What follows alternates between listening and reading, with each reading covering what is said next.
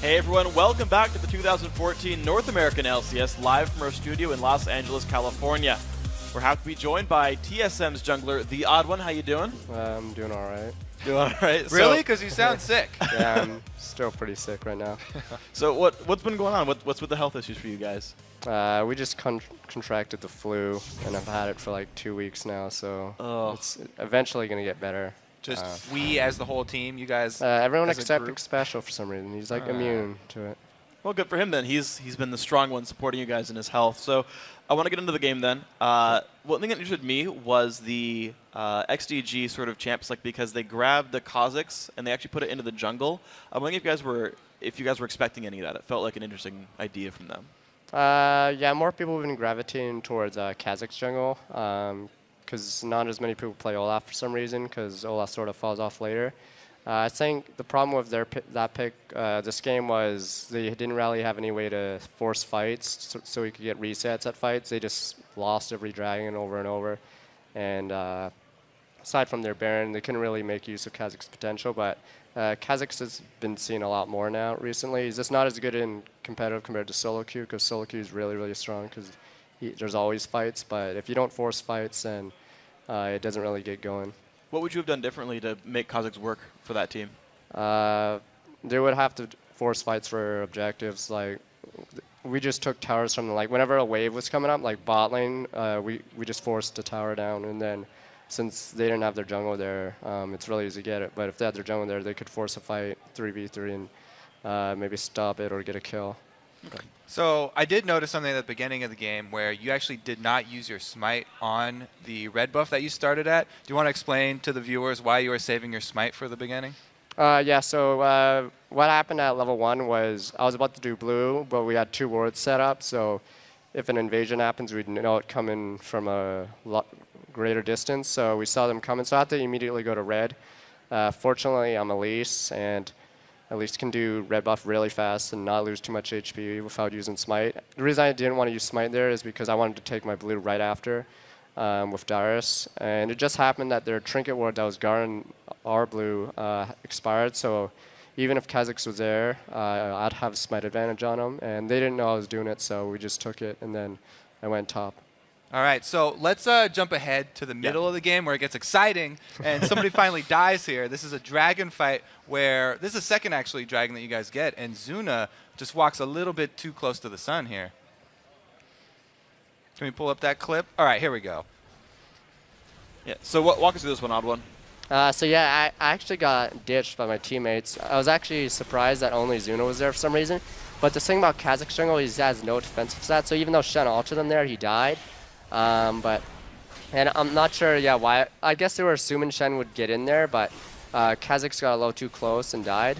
So that basically meant Thresh was dead because Kha'Zix already died and Shen never made it there. So since Shen's ult never made it through, basically those two died, and then they lost Shen ult, and then they had no pressure for the next few minutes. All right, so one more question for you, The Odd One. So you guys are going to face Cloud9 in basically a battle for what's going to be first place, most likely, at the end of the week. How are you looking at that matchup? Yeah, that's probably going to be a really hard matchup. We've traditionally done very, very badly against them, so I'm really hoping we can actually come through this time. All right, well, Odd One, thank you very much for your time. I hope you and the rest of your team gets better. I wish you guys well, and good luck in the rest of your matches this week. Guys, we've got more LCS action coming up. Let's throw it back over to Jat and Riv for the second game of the day.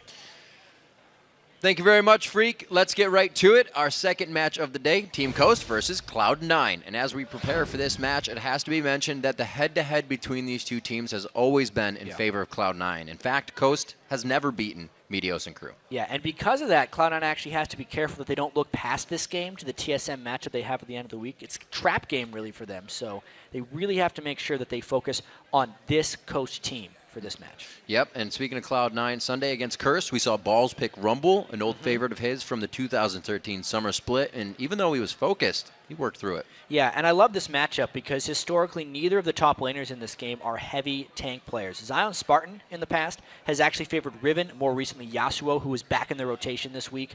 And then Balls has also said that Rumble's his favorite champion, and he will continue to play him as long as people don't ban it out. So, you know, I got double spider right now. Double we're gonna spider see some fingers. interesting picks. The first 2 weeks, we focused a lot of attention on the mid lane. And so far, we've learned as the mid lane goes, so goes the game. Absolutely, for these teams especially. Shifter has had a strong start to the split, but he tried to pull out Katarina against Bjergsen and TSM, and that particular matchup did not work out well for him. No, even though Shifter fell behind early to Bjergsen in that game, he still made some plays and loved the attitude after his game. He tweeted, "GG TSM at Bjergsen outplayed me at all phases of the game. I'll get my revenge soon. We'll play each team 4 times." Yeah, so Shifter carrying a lot of confidence, but I like the fact that he gave respect to his opponent and didn't necessarily give excuses. You know, he's looking forward to the next match. So often I'll see mid laners say, I played bad, I'm going to beat him next time. But this one was like, no, Bjergsen played really well, I'll beat him next time. Absolutely. Even after that tough game against Bjergsen, right now Shifter's confidence is soaring and his play is matching it. Last season, we were expecting to start with Shifter, and we knew he was a really good player with a lot of room to grow and potential. We were really bummed out when we weren't able to use him. I was on my way to the studio, and they found out that I couldn't play. I was just hoping my visa would get approved as soon as possible. I know he felt pretty bad off on the sidelines watching us play. They had no preparation with our sub. Obviously, it was a disaster. We went on a big losing streak. It definitely felt really bad because a lot of it was my fault. And it doesn't look good for GGU.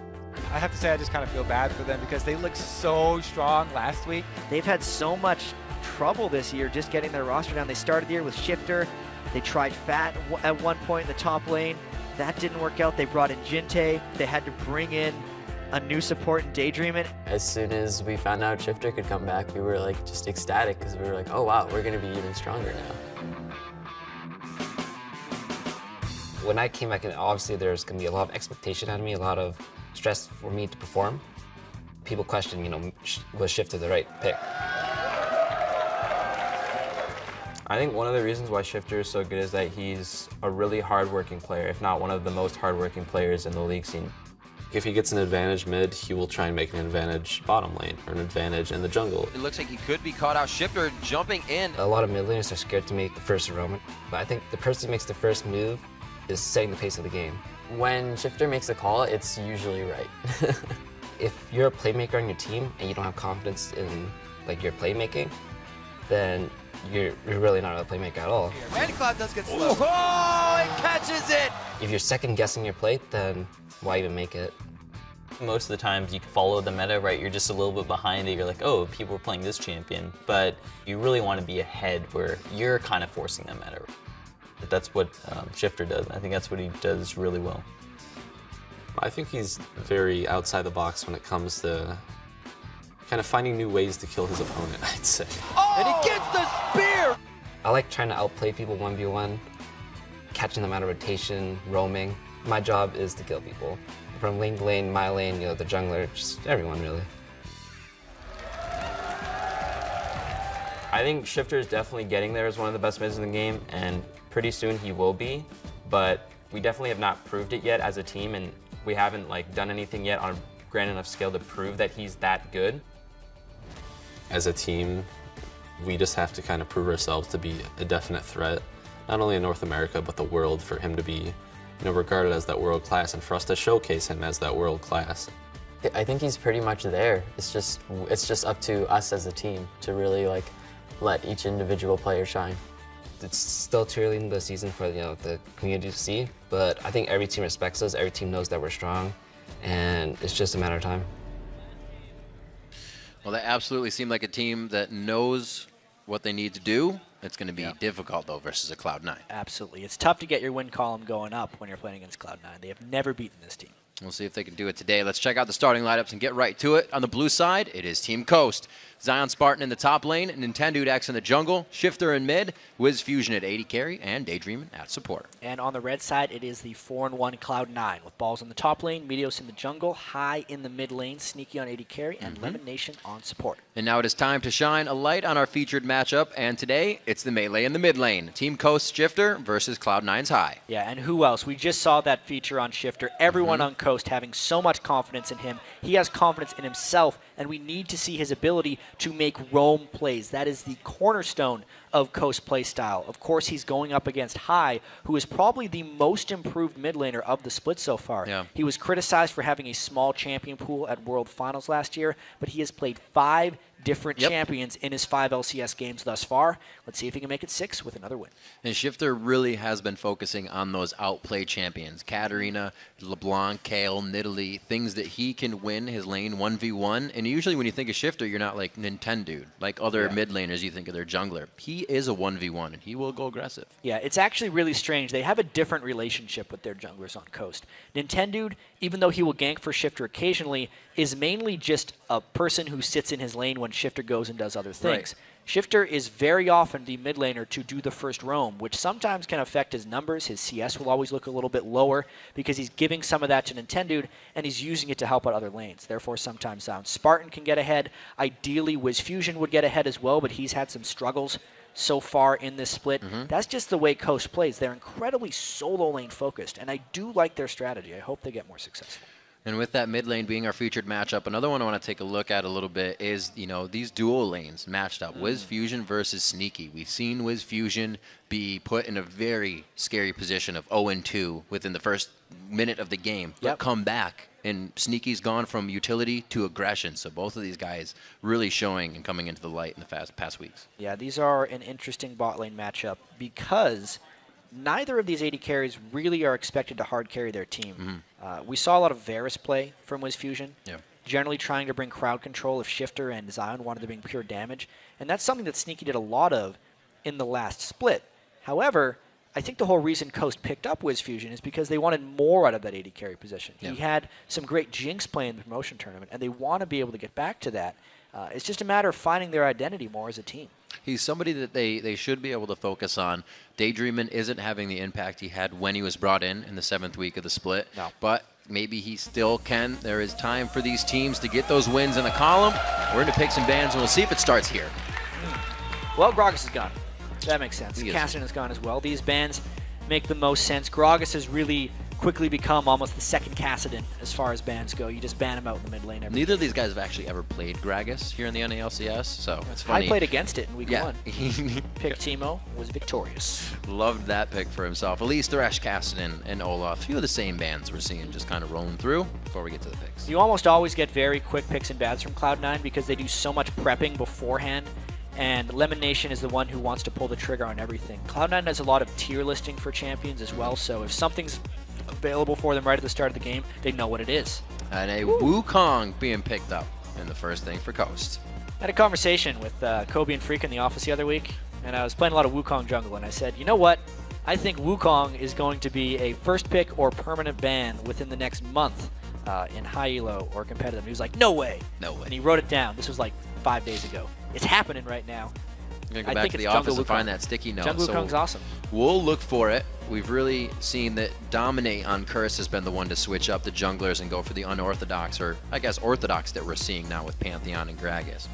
We'll keep that in mind. LeBlanc actually gets through, and it's going to be going to high. So this is actually more interesting because Shifter was destroying people on LeBlanc and drew a lot of LeBlanc bans. And then when they first picked a Wukong over LeBlanc, we hadn't noticed that it had been gone. You wouldn't really expect High to be playing it.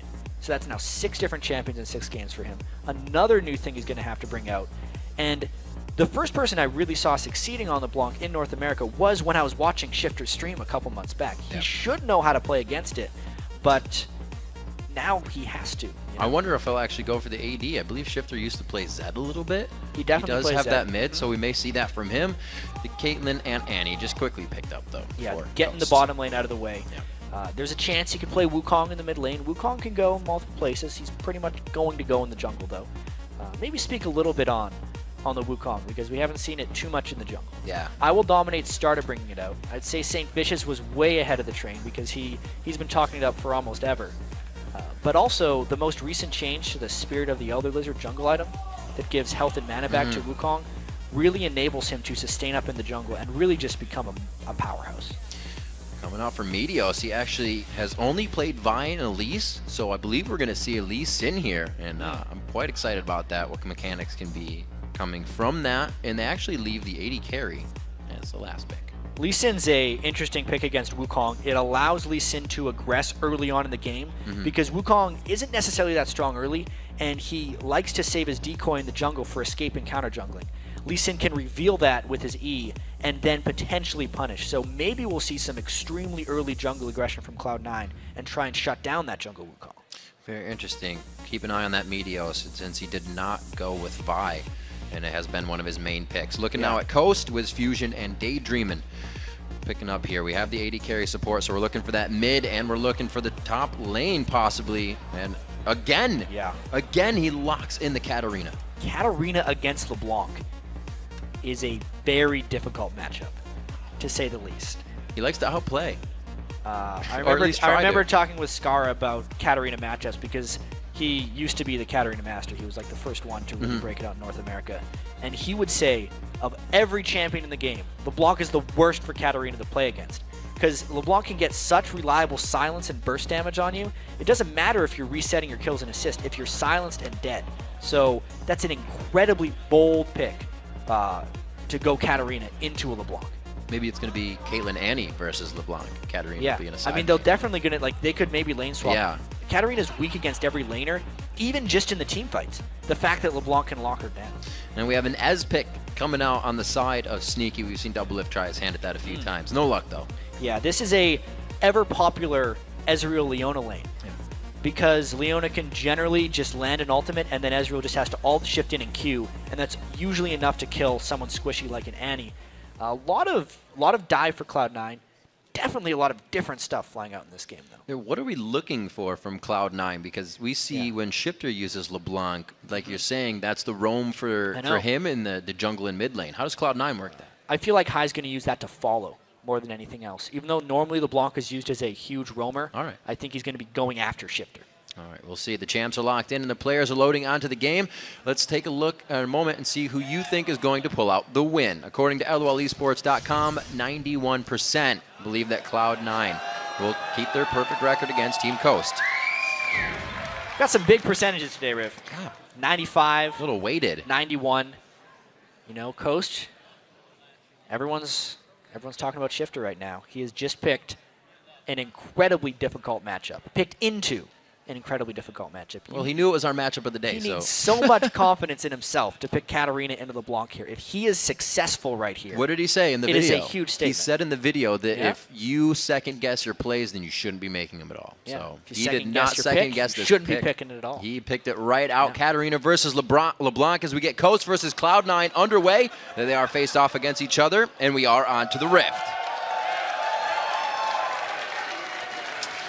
2 wins, 4 losses for Coast versus Cloud9's 4 wins, 1 loss. Let's see what they can do to tarnish each other's records here and build up a little bit for their fans. Yeah, I was trying to check if Nintendo went for the 21 offense or the 21 defense Wukong jungle. Did you come up? He's went with 21 offense right now. He's got the armor penetration and 15 attack damage on his rune page to maximize his early jungle clear. Meteos already trying to harass him a little bit. And Wukong ganks become pretty effective even early on.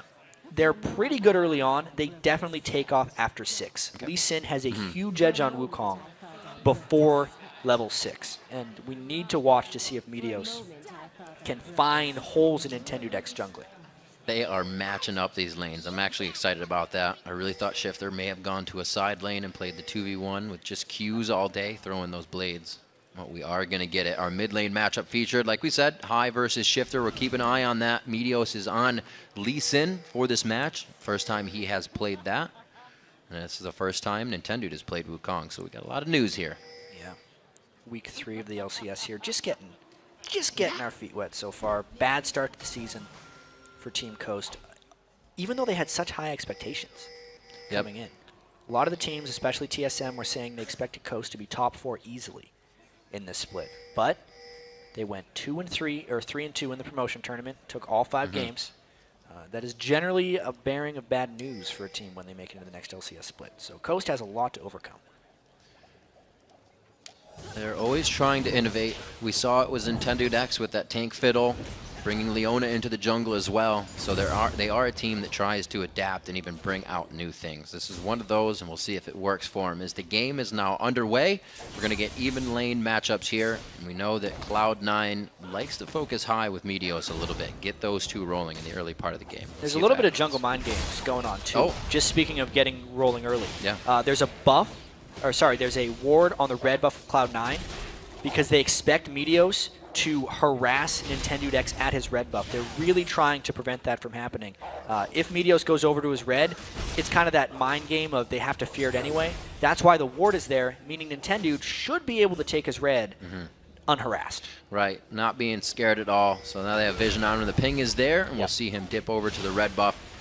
Looks like Meteos is definitely moving a bit faster in this situation, though.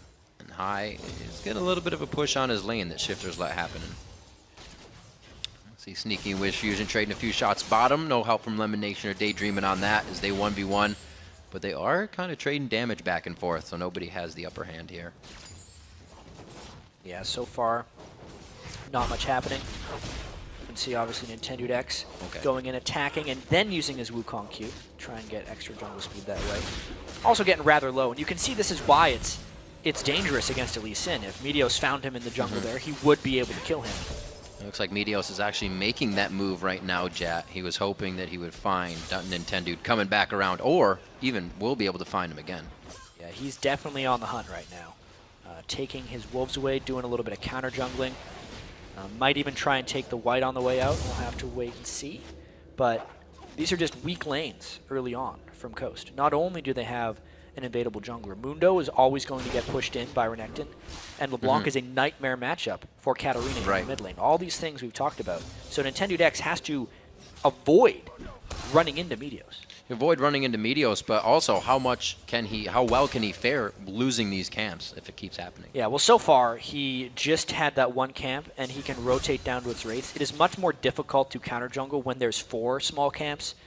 Unless you're actually killing the other jungler. If you're just taking his camps, he can generally recover. Looks like he is trying to go back and forth. Shifter getting a bit of damage put on him, and this is calling Nintendude X to hover here in middle. Meteos coming in. Looks like they're going to try to trade a bit of damage back. They're both left just with nothing. If Meteos would have landed that Lee Sin Q, I think it would have forced a flash on Nintendude X. Nation trying to get bush control, but Daydreamin' says no way. Getting that with Annie, keeping those stuns charged and really helping Coast to keep that bottom lane. They're only up 4 CS so far. So far, it's been an okay hold by Coast, but you can really see the pain of that mid lane matchup. 28-15, LeBlanc versus Katarina, with both junglers making a very brief appearance together, so they really had no impact on that lane overall. High's going to be looking to continue to punish Shifter, and Shifter has to play now from behind. And there's kill potential there. Obviously, both champions taking Ignite. We are getting the first back here, and there was not much grabbed up by Shifter. He looks to grab the ability tome for a little bit. Because he didn't have much gold. Yeah. Can't really grab much when he only got 15 farm at 5 minutes into the game. Oh, Nintendude on the first gank for balls. This could work. He got the first slice, and he gets the dice through, going for the call to Meek to get some HP back. He's going to get the hit. One last. He gets caught up in the minions. Oh, fancy feet. Nintendude X with the first kill. Yeah, that was just a very well-timed gank for Nintendude. His red buff was there for the start of the gank, and it actually just expired near the end. Balls could not get a slice and dice combo there to really get him to safety. Nintendude very smartly hit him with the Q before he went for his dash on Wukong, making sure that after the flash he could still close the distance. Everything went right for Coast on that gank, and they're the ones that walk away with first blood. It shows very well. They're still down 100 gold right now, according to these lanes.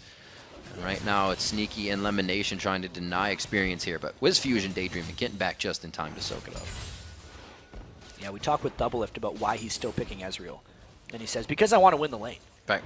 Ezreal, an incredibly strong laner, just like Caitlyn. I think they, as far as farming-wise, are very even with each other in lane. Caitlyn has slightly better turret siege, but Ezreal is much harder to lock down. And I think that lane is playing out pretty much as we would expect it. Outside of the item build so far from Sneaky, actually. He's went with a Bilgewater Cutlass. Yeah. But we got some action going on in the mid lane. The wards down are going to help get some damage down onto Nintendude X here. The chain is down. Here comes Meteos, and they followed this one up. He was a good 1,500 range out. Yeah, once they had the silence on him with the root, Nintendo Dex never had a chance to actually flash away from that one, unless he would have flashed the immediate initiation, and he didn't want to be that quick with his flash finger. Nice collapse there by Cloud9, and that's the fear with LeBlanc Lee Sin chasing anybody down. Yeah, seconding that combo from High. Very nicely done to not stack the crowd control in any way. 1-to-1 in kills here as Cloud9 answers back very fast to that first kill. Now Coast pushing back in the bottom lane. Yeah, they're definitely trying to continue the counter juggling here. Taking blue buff is more about the experience denial than it is about getting the buffs, because Lee Sin doesn't necessarily need blue and High only needs one. But they get out of there. Meteos is now level 6 before Nintendo Dex. Their jungle advantage is there, but I think they wanted a little bit more. The fact that Nintendo Dex got the first blood means he was not shut down early in the jungle, and Wukong most definitely outscales Lee Sin in the jungle. And you see the buys in these lanes as well. Doran's Blade for Lee Sin coming out, Doran's Blade on balls, which he had, and we talked about the Cutlass earlier, but this all helps Meteos impact those kills when they get to lane. Yeah, Meteos definitely trying to get as much early power as possible.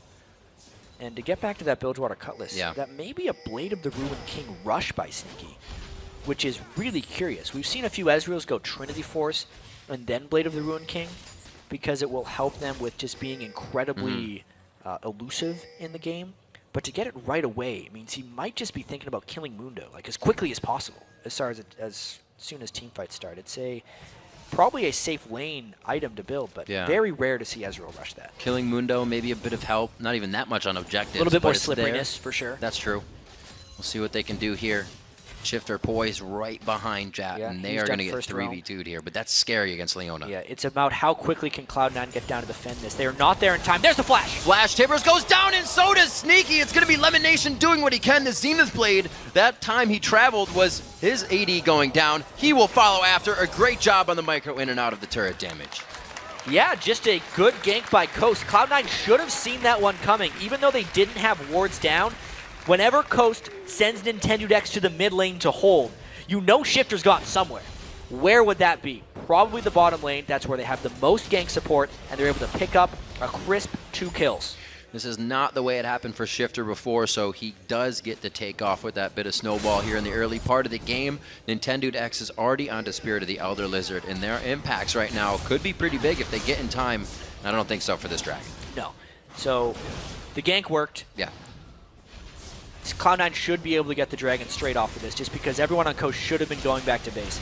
Nintendo Dex wards over, sees that it's gone. Not too much is lost. The Dragon at this point in the game is not immensely valuable because it scales off the average level in the game. I think the kills onto the struggling Shifter in lane, who only has 39 CS, and onto WizFusion's Caitlyn to try and bully out Ezreal and get an advantage in that lane, are more valuable than the shared objective that is the Dragon. And a lot of gold coming in here for High at 69-45 in that lane. We talked about it, that it's not a good matchup for Katarina versus LeBlanc, and it's showing so far. But they're not killing each other. Both are trying to do work for themselves. Oh, Nintendo. Getting dangerous, but Cloud9 is a little bit too low, and the fear of Shifter was actually very real, so they backed away. Very interesting game so far, really. Shifter going for that quick early pen as you would on Katarina. Sork Boots first buy up. Can still have somewhat of an impact in that lane. Looking at more inventory. Zion Spartan, quick health buy, and he's 20 CS down in that lane. Yeah, and just to speak about the bot lane, they're very aggressive. Oh, very, very aggressive. Lemonation with the Zenith Blade right on a Daydream, and he gets taken down, but it could be a trade for kills. The Retribution comes up. If WizFusion can stay in the brush, he gets his headshots back up, and he's definitely going to have an upper hand here. The mana's low on Sneaky, level 7-7, and it's not going to be enough on the combination. Now mid lane to High, a great cyclone onto him. There's the split, but you can see the buff, and they don't decide to go for the dive. So in the bottom lane, I was going to mention how aggressive those two had been with each other, much more harassed than you're used to seeing in most AD carry support lanes. That's because Cloud9 wanted the kill, but because of the positioning of the kill and the BF sword that's on WizFusion, he could retaliate with a lot of damage. They're in trouble in that bottom lane, but in the mid, High, just the superior matchup right now, even with the flash ult from Wukong, which is usually a guaranteed kill, not able to pick up anything. One thing positive for Coast in bottom lane, one thing negative for Coast in the mid. See where they go with this. It's going to have to be Meteos still trying to make an impact. He is looking to do something in the bottom lane, knowing all of this just happened. Looks like Tibbers is still up since Daydreaming got taken out quite fast last time. And I know Meteos is very successful with Lee Sin in non-competitive games. It is just such a different style champion for him. I think he only played it once in the summer split, and it was in a defeat to Counter Logic Gaming. It's very hard as a jungler that takes that much farm and taxes lanes that much to switch over to Lee Sin, who's very much about not farming and just always being there at the last second to save people and just frustrate the enemy. Meteos is doing his best here. Got another smite there, but you can see his farm is actually fairly comparable to the other jungler right now, which isn't typically what you see in a Lee Sin jungle. Absolutely not. Oh, elimination getting hit out here. Remember, Tibbers is still up in this engagement. Solar Flare goes down. The Ignite brings down elimination to about 200 HP, but Meteos says he wants to have a say in the fight. True Shot Barrage just missing. Yeah, Sneaky was a little bit low and wasn't able to follow that one up. Meteos decided to save his kick because it wasn't going to be an execute. Coast in the bottom lane is doing quite well with Wiz Fusion right here. That's the matchup they need to do well. They picked up Wiz Fusion in the offseason, mainly for his potential and his ability to grow. He has not done well so far in this split, but this matchup looks like he's doing pretty good. He has shown that he can keep a good head on his shoulders even when down very early, and all the odds are stacked against him. So right now, he should be really just reeling in the position he's in. Well, if he's good when the odds are stacked against him, how good is he when he's got a lead? Bloodthirster completed compared to the Blade of the Ruined King from Sneaky. When they're fighting each other, the Bloodthirster is superior. We'll have to see if Wiz Fusion can take that advantage as well. But now that they have the turret, I wonder how long they're going to stay in that lane and whether they're going to start rotating around to other lanes. Well, Meteos using those Moby boots first by to get around and try and make a few of those things happen. Take this red buff away. He's very cautiously counter jungling, if that makes sense, doing his best to pull it away into the brush, hoping that Wukong wouldn't come. But all that caution wasn't really needed. Coast had all gone back to base. Of course, Meteos had no way of definitively knowing that. I'm just a little surprised that he's being so careful with his invades. And these are some of the most wards. Maybe he can do this because Elimination has been placing so many. Usually that is a lane that we see have very little ward going on. Yeah, especially with Ezreal. You don't necessarily need to protect him that much. I'd say overall, though, this early game is really well played by Coast. They had such a bad matchup in mid lane, LeBlanc versus Katarina. Mundo generally gets pushed in by Renekton. Wukong generally gets pushed in by Lee Sin. But they're going aggro. Oh, and under the turret, you get pushed in by an Annie and a Tibber. Shifter gets locked up in another lockup. The crowd control's there, but the Shunpo is out. He is completely safe. He did have to burn Flash there, but it is well worth it as the ace in the hole takes down Elimination to end it. That's the Bloodthirster damage coming in. They just flip a switch and go. Let's see if this True Shot Shifter's Barrage. hurt. He's all right. Completely fine. No one believes in snipers this game, but Coast continuing to push that mid lane. The second tier in her turret is much more valuable than this bottom tier, and Coast gets it. The early ward that you were talking about, Jet, on that red buff, giving Nintendo an easy path around his jungle, confidence as well, and it's been able to escalate this game. He's got 2 kills for himself, and Wiz Fusion's picked up 3. Coast is in a great run right now. Yeah, I mean, we talk about this team fight phase now as well. If Daydreaming can consistently land those flash Tibbers, which, by the way, he has rushed Distortion Boots on Annie, so the flash cooldown is greatly reduced. Is he going to steal that? No, but he did force the smite. So therefore, High doesn't have blue buff. Good harass there by Wiz Fusion. Any time that they can combo Tibbers with the Wukong ult is just glorious time for Shifter, because it means everyone's going to be low and Shifter should come around. So Cloud9 actually has to be very careful to never group up in these team fights. An unfortunate position to have such a big wave bottom, because the smite being down from Meteos right now would be a great engage for them with this fight composition. We were just talking about 16 minutes in. They can dictate some of the game right now, and they need to pressure that advantage. Yeah, this is the big thing here. Wukong ultimate almost up, and That's true. Tibbers almost up. If Cloud9 had Meteos in position, they could have just rushed down that dragon as quickly as possible. He was off, finishing his jungle item. He wanted to be more powerful for that fight. It was just a misuse of the timing, unfortunately.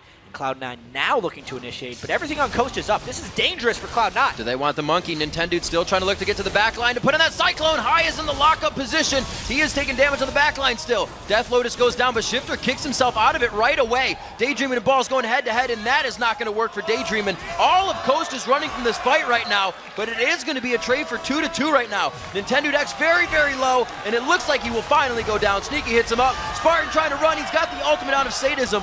And a fight overall in the favor of Cloud9. That was an incredibly spread out fight, but it's not over actually. The solo laners for Coast are still alive. Let's take a look at how that fight actually materialized though. Coast went in a little bit early, which is why Cloud9 was safe doing this because the Tibbers wasn't up immediately. You can see it's a very zoned out fight, but that Dragon is getting contested by Coast. They were able to grab that up. Very good job by Cloud9 in the end of that whole quarrel in front of the Dragon Pit. Yeah, action-packed game to say the least, especially when we compare it to our first game today. It's watching two completely different styles right here. Coast is definitely bringing it this game. No fear in their initiations at this point, but they couldn't lock down Cloud9 exactly like they wanted. And Cloud9 had a very good eye for Shifter in that fight. Just one final thing to point out, as soon as Shifter went in to try and channel his ultimate, Meteos kicked him right back. That's one of the things that just kept the fight split up enough for Cloud9. It actually allowed Balls to get many kills on Renekton because he had targets to himself. And to keep it on Shifter for a second, doing quite well, not in CS, but for himself. It's like these guys went into this lane knowing they weren't going to be the ones to fight each other, but everything was going to come from the side lanes and from roaming. You can't expect much else when you pick Katarina into LeBlanc. You're not able to stay near LeBlanc, and if his minion wave is gone, he can't farm. It's actually a little bit unfortunate for Coast that Shifter hasn't picked up more kills, but instead assists, because he really needs the gold in order to stay competitive. 5,100 to 5,900. Yeah. Some of those kills were back on his side. He would be much more potent at this point. But we've seen how Shifter, even when down in games, can nearly explode on Katarina. There was that fight last week against TSM where Shifter nearly turned the game around by going in perfectly and getting about 5 Katarina Sinister Steel W's off in that fight. Looks like a little bit of a tussle in the mid lane. Meteos and Sneaky are going to be joined on the side here by High Elimination, so it looks like they're positioning at least to gain control over the mid lane and see how Coast responds to this. They have pink wards down towards the bottom side of the map, and at 20 minutes, they're actually warding up Baron, but I don't think anybody really has the damage for it yet. Yeah, not necessarily. We don't have any of those amazing Baron killers in this game. Zion Spartan will be the closest thing to with Mundo being able to tank it up. So that Blade of the Rune King straight into the Last Whisper build for Ezreal. Yeah, he is right now, I feel like, focused on Zion Spartan's Mundo. I think he's just saying, I'm going to have to be a tank killer.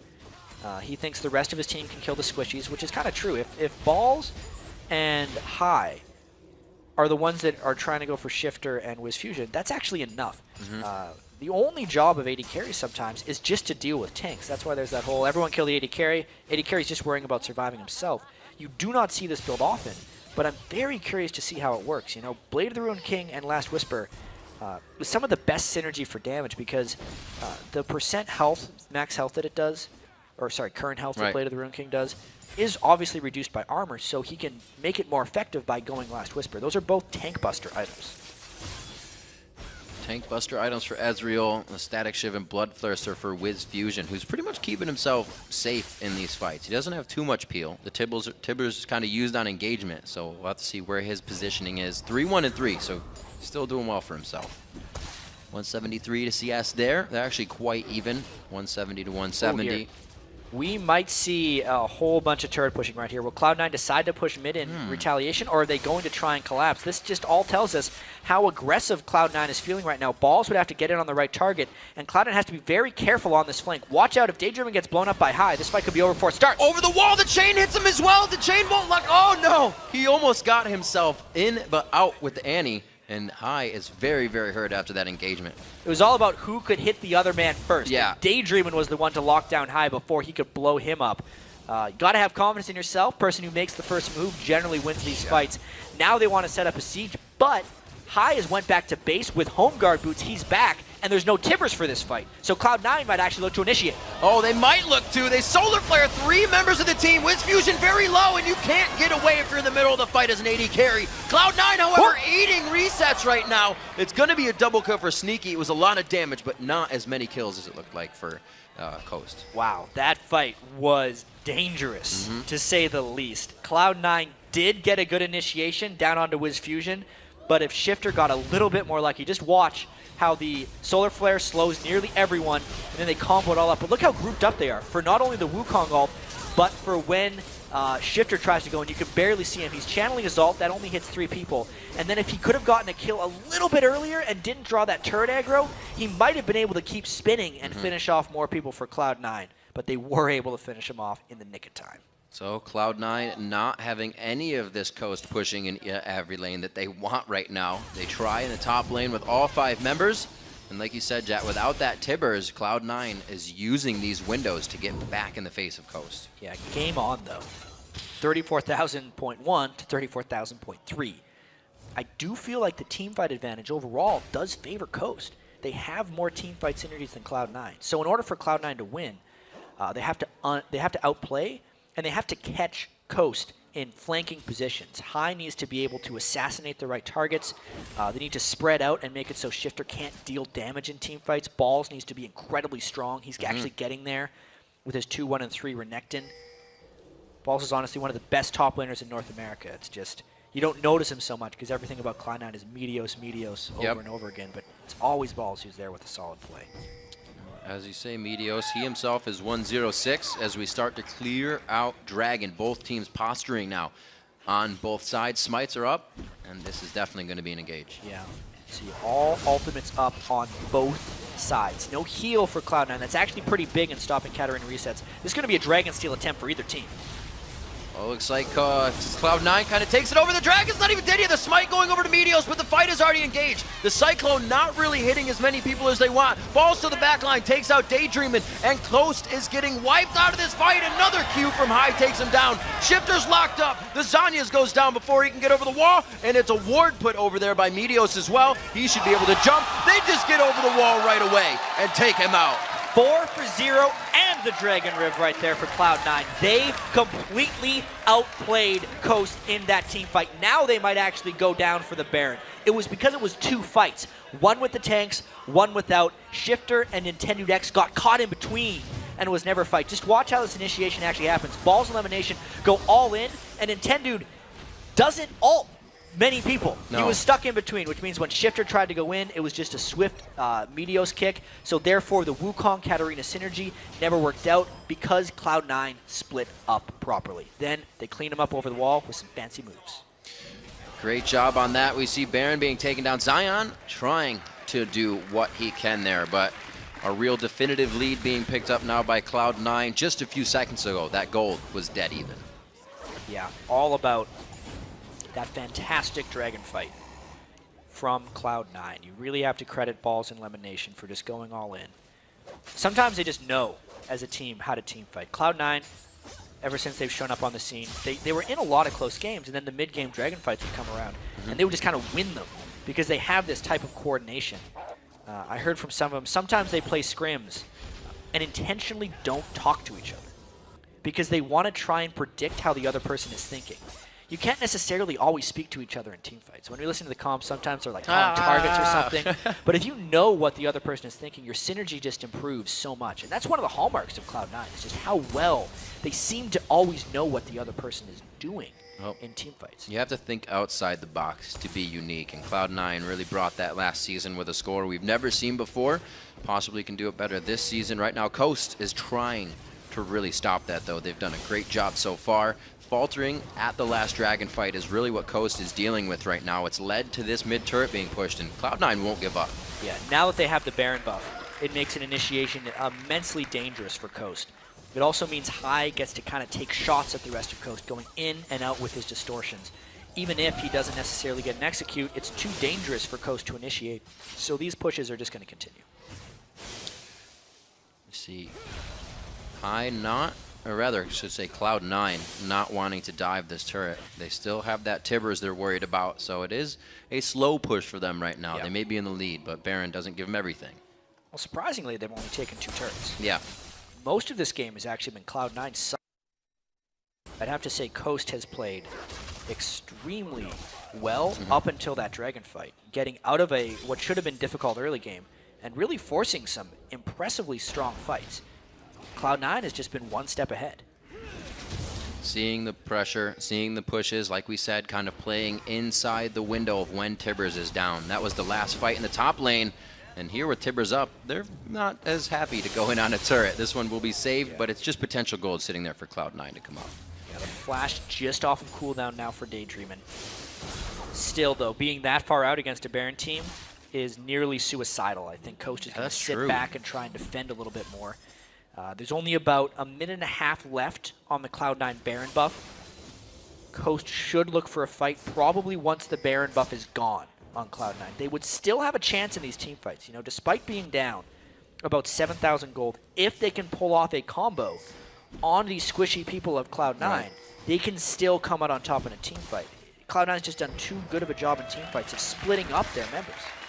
And that was one of the big advantage of either team getting ahead here, Jat, with our mid lane matchup, a Katarina or LeBlanc. When you get ahead with either of those, they're going to take off. Yeah, DFG, Void Staff completed for High. 63 CS ahead of Shifter. Yeah.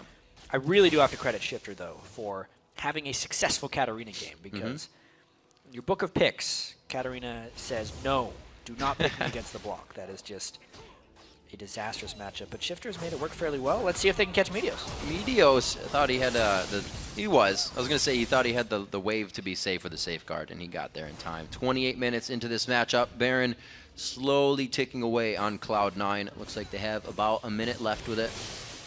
And we'll see what they can provide. And sneaking in the mid lane. It doesn't look like they're really wanting to do too much. Every time they get to a turret, they stop. Yeah, they're obviously respecting the combo of Coast. They did slowly siege down a few turrets. Cloud9 not biting off more than they can chew, obviously. They got a lot of gold out of that Baron. Remember, the game was pretty much even before that Dragon. And just in the Dragon, the fight after, the Baron, and then the slight objective and turret pushing Cloud9 did afterwards, they've stretched it to an 8,500 gold lead. And it's not something they are giving up right now. 12 to 10 in kills as well, which means Coast has been taking out a few members per fight, but it's Cloud9 coming out of those fights with the minion waves in the right spot, the turrets ready to be taken down, and again, the timing ready for Dragon. This is how they got their advantage in the first place. At this point, though, I don't think Coast can realistically contest. They've been trapped in their base for so long that the wards that would be in the river or around the Dragon are just gone. So it is therefore too dangerous for them to face check and go up for this Dragon. Nintendo decks a black cleaver on top of that Lizard Elder now, as we see the Dragon being taken away. So Coast is getting some of the items required to make an impact in these fights. Shifter, we saw, has his Zanyas. Really was too much focus just from Cloud9 coming into the fight, though. They don't have enough time. Yeah, I worry about Nintendo Dex's ability to channel his Wukong ult in these team fights, because Cloud9, it feels like they have assignments for what they are responsible for in a team fights. Maybe they're just understood. But Meteos is responsible for kicking Shifter away from people. He's done that in almost every fight when Shifter tries to go in for resets. I think High, at this point, should be responsible for killing Wukong. Because Wukong has Ninja Tabi, a fair bunch of health, but almost no magic resistance right now from his items. He will obviously get a fair bit from his passive, but he is still very vulnerable to High's assassination attempt. If they can do those two things, the fight is basically won for them, because there's no way Wiz Fusion can deal with the Thornmail, Randwin's Omen, Renekton. And they are incredibly setting up that to happen. So many wards being placed in the jungle right now gives them the ability to create those pickoffs. Yeah, absolutely. They've warded fairly heavy. I think they're just playing the objective cycle game right now because they can. This isn't one of those games where Cloud9 could just run away with it right off the bat, because they had a little bit of a shaky start. Coast was making so many plays. They had to get their footing. We'll have to see if High can keep up his score. 225 in the CS there to the 161 of Shifter. These guys' average farm comes in at usually 293 and 253. So a 40 CS difference is actually usually there between them. Yeah. So We'll see what they have for each other as now they move to the, or I should say High moves to the bottom, kind of starting the split push here to spread out Coast. They're mainly just trying to get the waves going, so when the Baron comes up, they're safe grouping. If High had allowed that wave to go through, there would have been actually a lot of turret pressure for Coast, and they would have been able to get a push going that way. But at this point, Cloud9's just using those 3 sweepers, since they're the team that is ahead, to get this Baron area clean. And they're going to be able to bully everything out soon. 276 to 191 between Balls and Zion Spartan, and they're pressuring the Baron now. Yeah, I think we're going to be seeing a fight fairly quickly here. A lot of pink wards going down on both sides. You can see Coast does not want to give up another Baron, but Cloud9 doesn't actually want to start the Baron. They're mainly looking for an initiation. There's a Reverie.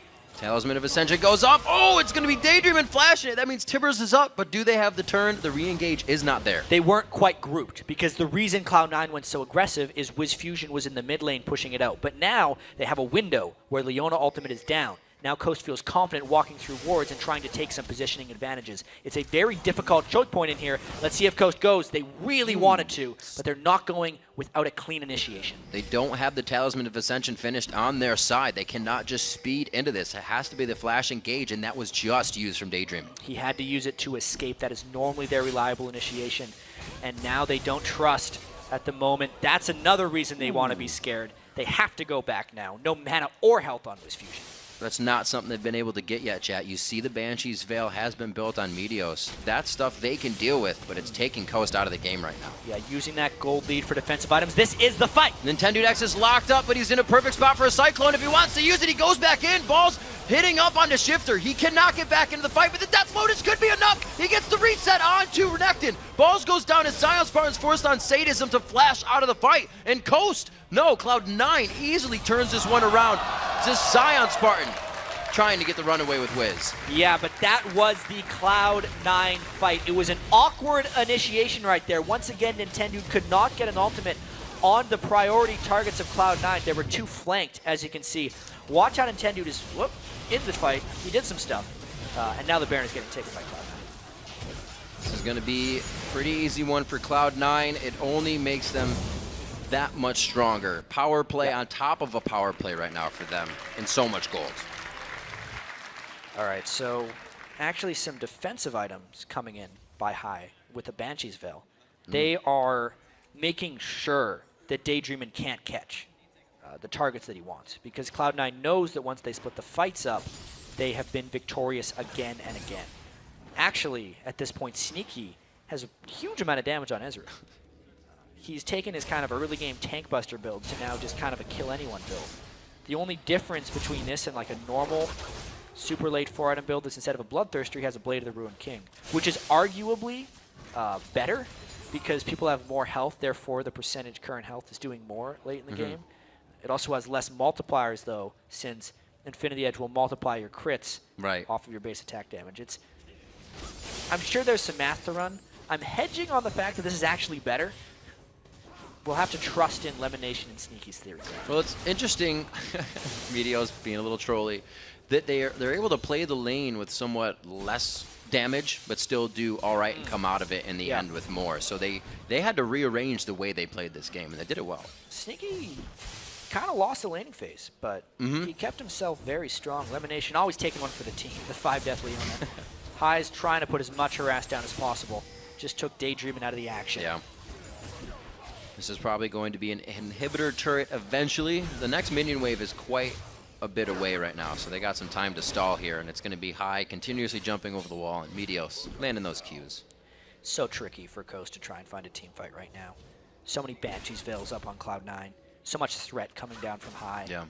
And Sneaky is just so damn elusive at this point on Ezreal. Can't really seem to lock him down. We have Daydreamin's flash just coming back up. Balls is going to stay in the mid lane as the rest of the team says we're rotating top. Dragon is up, so after whatever engagement happens, somebody can have that. But right now, these Banshee's Veils are really working against Daydream, and it's going to be so hard for him to hit anyone that matters. Yeah, I feel also like Cloud9 is daring Coast to initiate rather than initiating themselves. While Balls could go in for a fight, there's actually no need.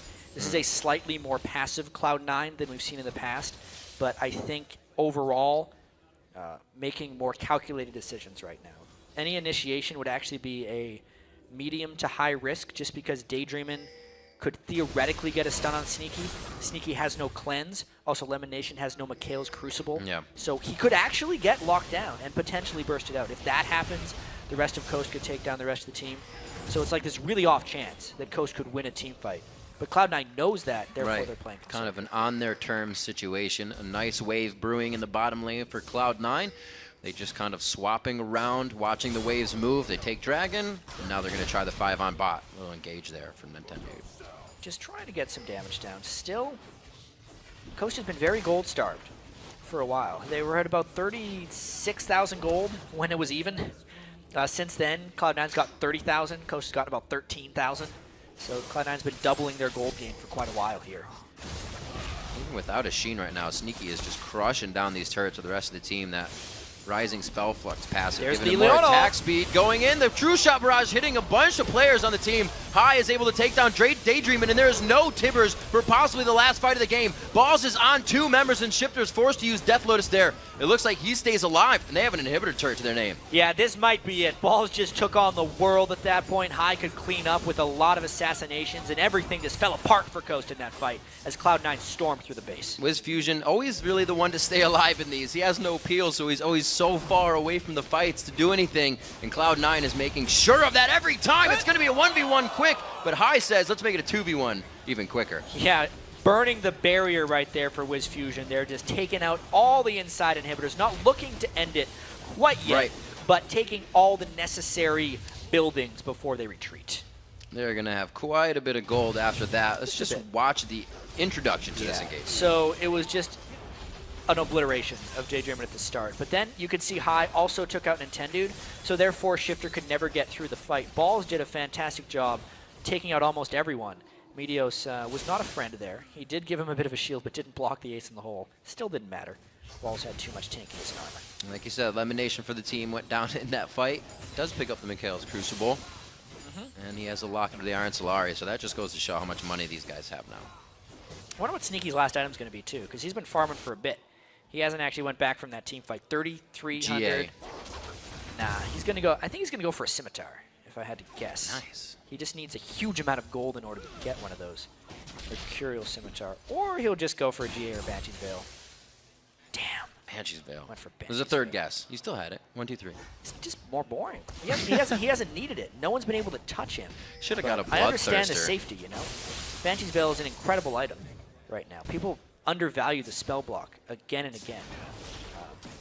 Honestly, I think it was an incredible item even when Spirit Visage was giving 20% cooldown reduction.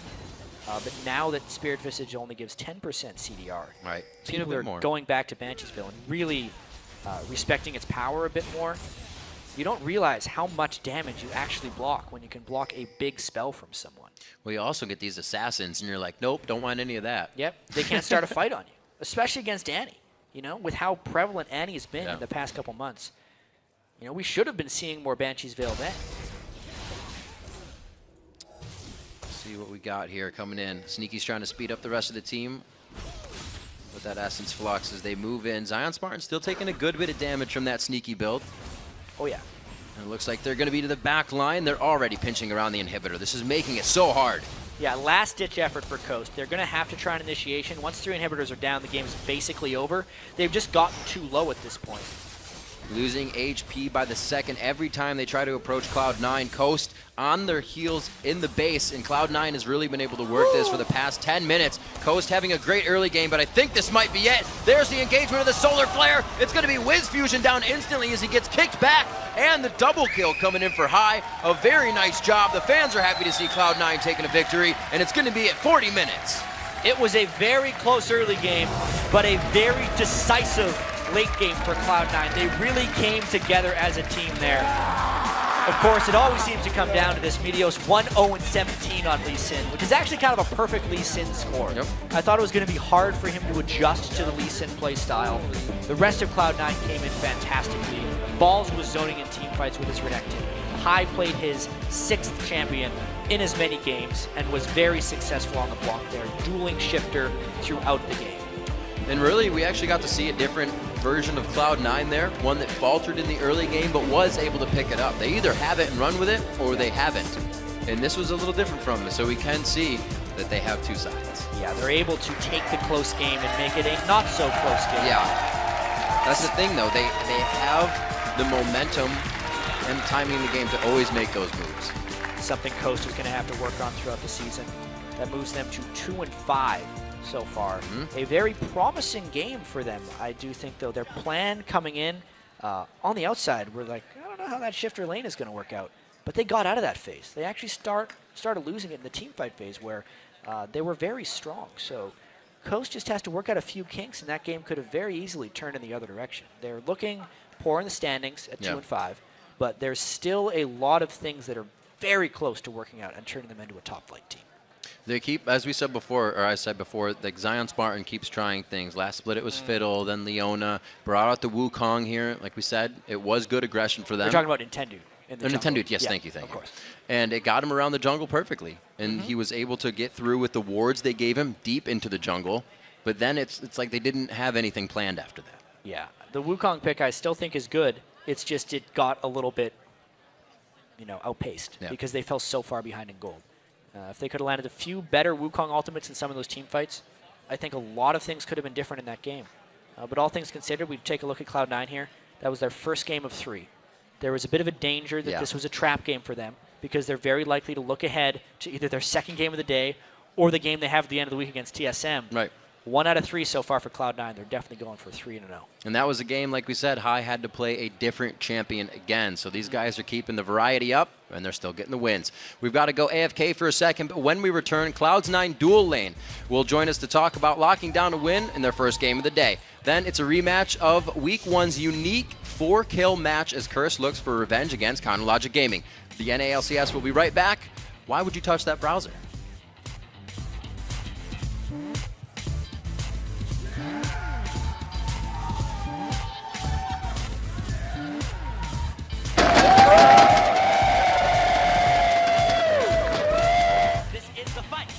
Is locked up, but he's in a perfect spot for a Cyclone. If he wants to use it, he goes back in. Ball's hitting up on the shifter. He cannot get back into the fight, but the death bonus could be enough. He gets the reset on to Renekton. Balls goes down as Zion Spartan's forced on Sadism to flash out of the fight. And Coast, no, Cloud9 easily turns this one around.